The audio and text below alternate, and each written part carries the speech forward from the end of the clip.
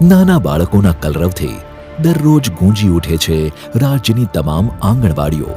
હસતા રમતા, મસ્તી કરતા, પોષક આહાર આરોગતા અને યુનિફોર્મમાં સજ્જ એવા નાના નાના ભૂલકાઓથી વાતાવરણ વધારે રળિયામણું બને છે.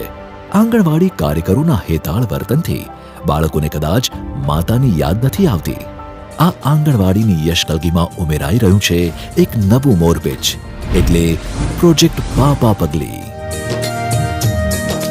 પાપા પગલી લઈને આવી હસતી રમતી આંગણવાડી. ગામ ગામના બાળકો માટે આગળ પહોંચી વિકાસ ગાડી.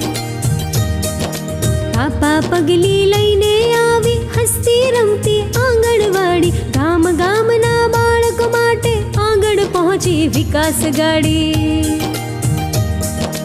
પાપા પગલી યોજના આવી હેતને ઘડતર ઢગલી લાવી. પાપા પગલી યોજના આવી હેતને ઘડતર ઢગલી લાવી.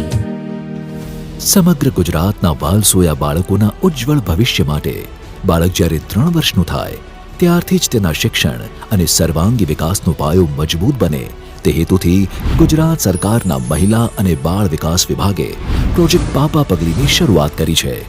આ પ્રોજેક્ટ અંતર્ગત રાજ્યમાં કાર્યરત એવી આંગણવાડીઓની લોકોમાં બાળકોના પૂર્વ પ્રાથમિક શિક્ષણના અતિ મહત્વના કેન્દ્ર તરીકે લોકપ્રિયતા વધે તે માટેના વિવિધ પગલાં લેવામાં આવ્યા છે, જેમાં 3 થી 6 વર્ષના તમામ બાળકોનો સર્વાંગી વિકાસ થાય, તેમનું શિક્ષણનું સ્તર ઊંચું આવે, બાળકોની હાજરીમાં વધારો થાય, બાળકના વિકાસની નિયમિત ચકાસણી થાય, 4 થી 5 વર્ષના બાળકોને બાળવાટિકા પ્રવેશ માટે તૈયાર કરવા, વાલીઓની ભાગીદારી વધારવી જેવી બાબતો મુખ્ય છે.